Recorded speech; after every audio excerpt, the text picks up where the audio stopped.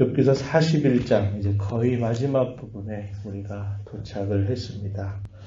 42장으로 되어 있는 부분이고 대부분의 내용은 욥이 당한 시련 그 이후에 그와 친구들 간의 긴 대화의 내용들이 오랫동안 기록이 되었고 마침내 그 모든 대화의 끝자락에 하나님께서 임재하셔서 욥을 향해서 하시는 말씀이 나타납니다.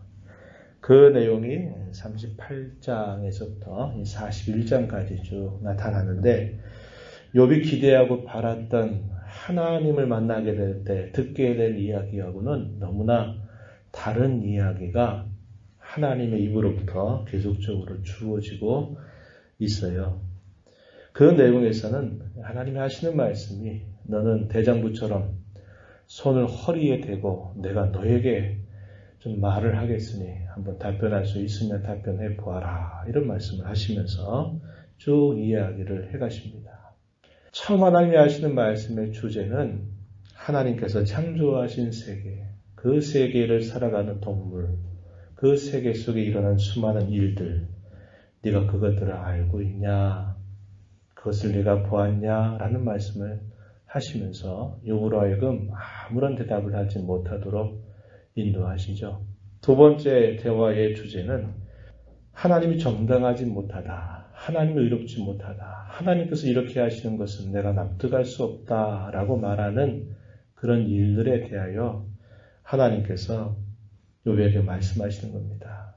하나님이 하신 이 모든 일들은 작은 부분만 볼 것이 아니라 그 전체를 볼 수 있는 안목이 필요하고 그 전체를 통제할 수 있는 능력이 필요하다는 것을 욥에게 일깨워 주시기 위해서 하나님이 전혀 엉뚱한 것 같은 그런 말씀을 계속 욥에게 하시는 겁니다. 그 내용들 가운데 등장시켜주는 피조물이 뭐냐면 하마라고 하는 피조물로 부를 수 있는 겁니다. 어제 우리가 40장 후반부에서 읽은 내용에 보면 베헤못에 대해서 물어요. 우리말로는 하마 정도로 이해할 수 있는 표현이다 그랬습니다. 하마에 대해서 하나하나를 계속 질문하시면서 네가 그 하마를 통제할 수 있느냐 이런 식의 이야기를 하셨어요. 계속 이어지는 말씀의 내용입니다. 이 42장 하나님께서 하시는 마지막 부분의 내용에서는 오늘 읽은 말씀에 보면 리워 야단에 대하여 말씀을 하십니다. 그것은 우리가 이해하기 쉽게 악어를 생각을 하면 이해할 수 있겠는데 하나님은 이 리워 야단에 대하여 쭉 묘사도 하시고 내가 그것을 과연 통제할 수 있는지 한번 대답해 봐라. 이렇게 이야기를 쭉 하게 되는 겁니다. 리워 야단이라고 하는 이 짐승은 구약 성경에 보게 되면 몇 차례 다른 곳에서 등장하는 동물입니다. 이것에 대해서 하나님 뭐라고 말씀하냐면 모든 교만한 것들의 왕이다 이렇게 말씀을 하셨어요. 34절 그렇게 끝에 가서 보면 그런 말씀하시죠. 모든 교만한 자들에게 군림하는 왕. 어제 읽었던 베헤못 하마처럼 묘사되고 있는 것에 대해서는 하나님이 창조하신 동물 중에 으뜸이다. 그런 말씀을 하나님이 하신 바 있습니다. 오늘 읽은 말씀에서는 리워 야단에 대해서 말씀하시는데 이 리워 야단은 고대 근동 사회에서 등장하고 이해되었던 괴물 같은 그런 동물을 표현하고 있는 말이다 하는 겁니다. 그 능력이 얼마나 출중하고 얼마나 용맹한지 그런 부분들을 이야기할 때 리워 야단을 생각할 수 있었다 하는 것입니다. 그러면서 하나님은 그것을 지켜보는 사람이 과연 그것 앞에서 과연 뭘 할 수 있느냐, 제어할 수 있을런지, 통제할 수 있을런지 이런 질문들을 쭉 하시게 되는 겁니다. 1절로부터 11절 내용에서는 이 리워 야단을 네가 과연 통제할 수 있는가 한번 대답해 봐라 이런 말씀을 쭉 하시고요. 12절부터 마지막 절까지 긴 내용에서는 이 리워 야단의 몸의 구조에 대해서 이렇게 하나하나 다 질문을 하시고 그가 하는 그 동작에 대해서 이야기하면서 과연 그것과 더불어 사람이 다툴 수 있겠느냐 이러한 질문들을 쭉 하게 됩니다. 1절로 한번 가서 보세요.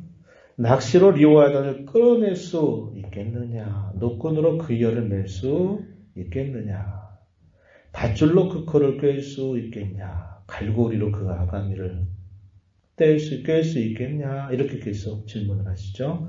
할 수 있느냐? 해볼 수 있느냐? 과연 그렇게 되겠느냐?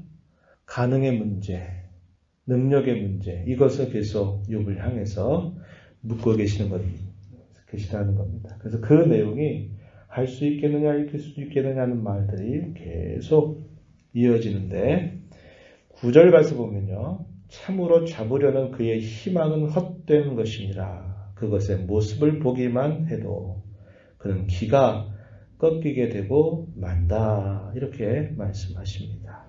그러면서 중요하게 하시는 말씀 10절, 11절 우리가 좀 주목할 표현입니다. 거기 보면 이렇게 말하죠.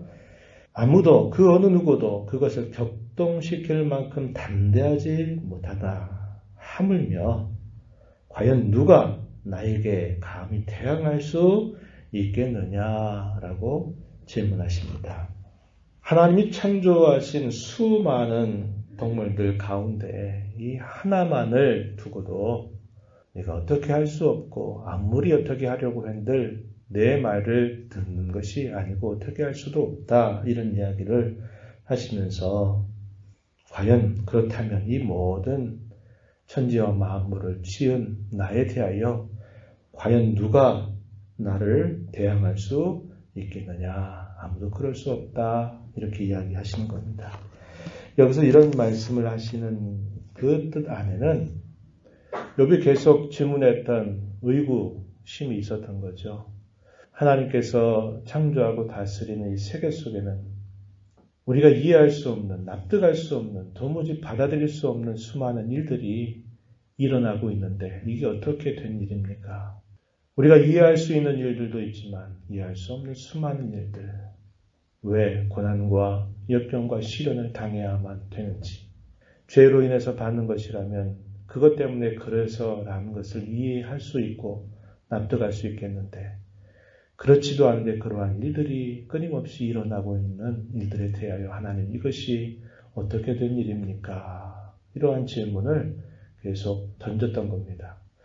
어제 우리가 나누었던 말씀처럼 우리가 어려움을 당하게 되면 이게 신앙적인 말인지 이게 신앙에서 벗어난 말인지 그 경계선이 모호해지게 된다. 그래서 함께 생각해 보았습니다.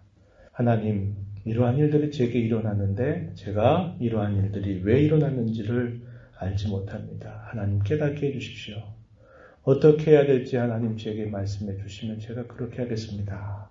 이런 정도를 말씀을 드린다면 신앙적인 어떤 이야기죠. 그런데 여기서 조금 이제 더 마음이 격분하거나 마음이 아파지게 되면은 하나님 왜 이런 일이 일어나야만 되지요? 하나님 왜 이런 일들이 내게 일어나게 하셨죠? 전 도무지 받아들일 수가 없어요. 하나님 너무하신 거 아닙니까?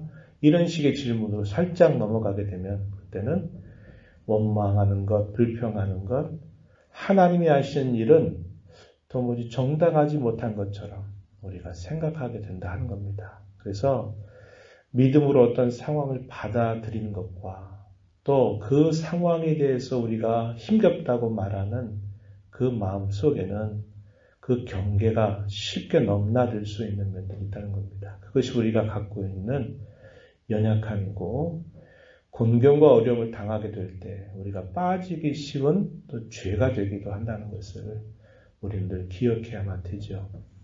욥은 바로 그러한 경계선을 넘어선 겁니다. 그러면서 하나님 이렇게 하시는 것 어떻게 나를 왜 원수처럼 여기시고 나를 왜 피할 수 없도록 나를 이런 곤경 가운데 계속 몰아넣으시는지 모르겠습니다. 죽음의 무턱까지 이르렀습니다. 하나님 도대체 이게 어떻게 된 것입니까? 라고 말하는 이 욥에 대하여 하나님은 네가 과연 내가 하는 일에 대하여 그것이 부당하다고 그 너무하다고 과연 말할 수 있겠느냐? 너는 그렇게 말할 수 없다. 그렇게 말해서도 안 된다. 이러한 말씀을 하고 계신 것입니다. 하나님이 하시는 일들은 부당하다거나 의롭지 못하다거나 또 그것에 대하여 불평하고 원망할 수 있는 일이 아니다라는 사실을 이 짐승에 대한 이야기를 통하여 하나님은 깨우쳐 주시는 것이죠. 11절 말씀에 보면은 또 이렇게 말하죠. 누가 먼저 내게 주고 나로 하여금 갚게 하겠느냐. 온 천하에 있는 것이 다 내 것이다. 이런 말씀을 하셨습니다. 과연 어떤 사람이 하나님께 내가 무엇을 행했다고 그것을 두고 하나님 잘했죠? 하나님 더 영광 받으셨죠? 라고 말할 수 있는 것이 있겠느냐. 아무것도 없다는 겁니다. 엘리후가 말했던 것처럼 그가 하나님을 향해서 마치 불평하듯이 어떤 죄를 범하고 악을 행한다 그래서 하나님께서 그것 때문에 어떤 해를 입는다거나 하는 일들은 결코 있지 않는다. 내가 선을 행하면 선을 행한 것으로 그것이 너에게 복이 될 뿐이고 내가 악을 행하면 악을 행한 것으로 그것이 너에게 해가 될 뿐이지 그것이 마치 하나님이 하시는 어떤 일들을 네가 어떻게 좌지우지할 수 있는 일들처럼 생각할 수 없다. 그 어느 누구도 하나님이 하신 일에 조금이라도 도움이 되거나 유익이 되거나 아니면 반대로 해가 되거나 그가 하시는 일을 막거나 그가 하시는 일을 변경시킬 수가 없다. 이러한 이야기를 엘리후가 욥에게 한 바 있는데 이 11절에 있는 이 말씀도 그겁니다. 우리 인생이 하나님께 무엇인가를 할 수 있는 일은 아무것도 없다는 거예요. 지난번에 소개했지만 이 말씀을 바울 사도는 로마서 11장 후반부에 가서 이 말씀을 인용합니다.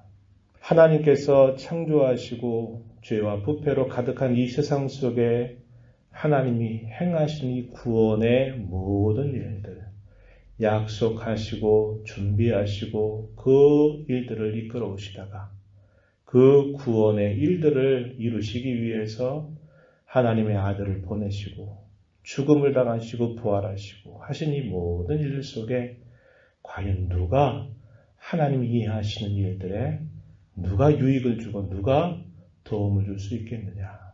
그것은 다 하나님이 홀로 행하시는 일일 뿐이다. 이 사실을 이야기합니다. 그래서 우리가 받는 이 구원의 모든 은혜와 그 구원의 모든 열매들은 다 우리에게 값없이 주어지는 선물일 뿐이지 내가 무엇인가를 해서 마치 그것을 얻은 것처럼 생각할 수 없다.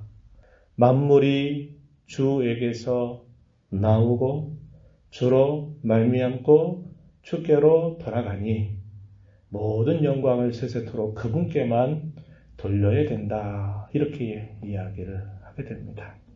여기서도 그걸 말하는 거죠. 하나님은 인생의 어떤 도움을 받는 그런 분이 아니다. 온 천하에 있는 것을 다 그분의 소유로 가지고 있는 분이다. 이렇게 이야기합니다.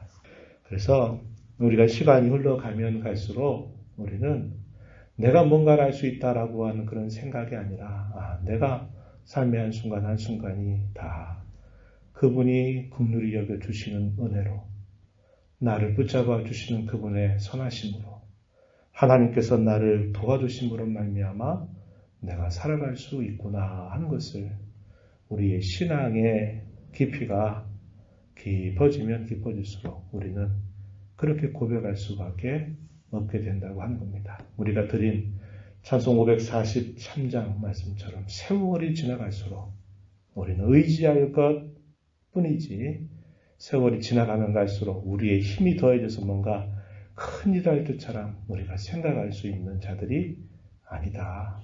그래서 우리는 언제 모든 상황들 속에서 우리는 주님만을 더 바라고 더 의지하는 자로 살아갈 자들이다. 이것을 우리에게 일깨워 주고 있는 것입니다. 이러한 내용들을 쭉 하나님께서 욥에게 깨우쳐 주게 주시는 말씀을 하고 계신 것이죠. 이 후반에 주어지는 이야기는 이 리워야단의 몸의 구조, 그 강력함, 그 늠름함, 그 용맹스러움, 사람이 어떻게 할 수 없는 그의 능력에 대해서 계속 하나님께서 하나하나 짚어가시면서 이야기를 하고 계십니다. 하나님은 그러한 창조물을 지으셨다라고 이야기하시죠. 33절 가서 보면은 세상에는 그것과 비할 것이 없으니 그것은 두려움이 없는 것으로 지음 받았구나. 하나님이 그렇게 그것을 창조하셨다라는 사실을 이야기합니다. 이 말을 들은 욥은 이제 어떻게 어떤 대답을 하게 되냐면요. 42장 2절 우리가 내일 읽어가는 마지막 부분에 보면 뭐라고 얘기했느냐. 주께서는 못하실 일이 없습니다. 주님은 어떤 계획이든지 못 이루실 것이 없는 분이신 줄 제가 알았습니다. 이렇게 답변을 드리게 돼요. 자연을 보면서 우리는 하나님의 능력을 보고 하나님의 지혜를 발견하게 됩니다. 그 수많은 창조물 중에 우리 사람은 능력에 있어서 너무나 모자라고 부족한 존재예요. 그럼에도 불구하고 우리에게 주신 놀라운 은혜는 뭡니까? 그 하나님의 숨결을 알아듣는 자, 하나님의 마음을 헤아릴 수 있는 자, 그분과 교제할 수 있는 자, 그러한 존귀한 자로 우리 사람을 지으셨다고 하는 겁니다. 하나님과 함께 숨쉬고 호흡하고 함께 교제하고 함께 동행하는 삶을 살아갈 수 있는 존재로 하나님이 사람을 만드신 것은 참으로 놀랍고 귀한 선물이 아닐 수 없습니다. 하나님이 이 모든 세상을 창조하시고 이 세상 속에 일어나는 수많은 물질 세계를 이끌어 가시는 것, 동물의 세계를 이끌어 가시는 것, 사람이 살아가는 수많은 인생사 속에서 하나님이 모든 일들을 그분의 지혜와 능력으로 이끌어 가고 계시다는 것을 우리는 굳게 다시 한번 분명하게 깨닫고 고백하면서 오늘을 하나님을 섬기고 하나님을 경외하고 그분과 함께 동행하는 삶을 살아갈 수 있다면 그것처럼 우리에게 가치 있고 행복한 것은 없다는 것을 다시 한번 우리 마음에 깊이 깨달으면서 이 하루를 하나님이 주신 날로 받아서 주님을 섬기는 자로, 주와 함께 동행하는 자로, 주와 함께 교제하는 자로 살아가면서 그분의 이름을 높이 찬양드리는 복된 삶이 되기를 축복합니다. 하나님 아버지, 이 새벽 시간에도 저희들을 불러주셔서 오늘도 말씀하신 하나님 앞에 저희들을 세워주십니다. 하나님이 지으신 수많은 창조물 가운데 하나, 두 개를 하나님께서 아주 세세하게 질문하시면서 욥에게 물으십니다. 너는 과연 아느냐? 너는 안다면 한번 대답해 보아라. 내가 할 수 있겠느냐? 할 수 있다면 네가 한번 그렇게 해보아라. 사람은 알지도 못하고 할 수 있는 능력조차도 없는 자임을 깨우쳐 주시면서 이 모든 창조 세계를 하나님의 지혜로우신 섭리, 하나님의 능하신 섭리 안에서 이끌어 가는 모든 일들에 대하여 하나님을 온전히 신뢰하고 의지할 것을 일깨워 주십니다. 저희가 살아가는 이 세상 속에 우리가 이해할 수 없고 납득할 수 없고 헤아릴 수 없는 수많은 일들이 일어나고 한치 앞을 내다볼 수 없는 내일 일을 알지 못하는 인생의 걸음을 늘 걸어가고 있음을 알게 하셔서 늘 겸손하게 하시고 늘 하나님을 더 의지할 자로 살아가는 저희의 삶이 되게 하시고 저희들의 삶 속에서 하나님의 숨결을 깨닫고 고백하고 감사하고 섬기고 하나님의 이름을 높이는 자로 살아가는 저희가 되도록 인도하여 주옵소서. 은혜의 보호자 앞에 나와서 아버지 은혜를 간절하게 구하며 또 이 하루를 시작하는 사랑하는 모든 자녀들을 주께서 품어주시고 간구의 귀를 기울여 주시며 응답하여 주시옵소서. 예수님 이름으로 기도하옵나이다. 아멘.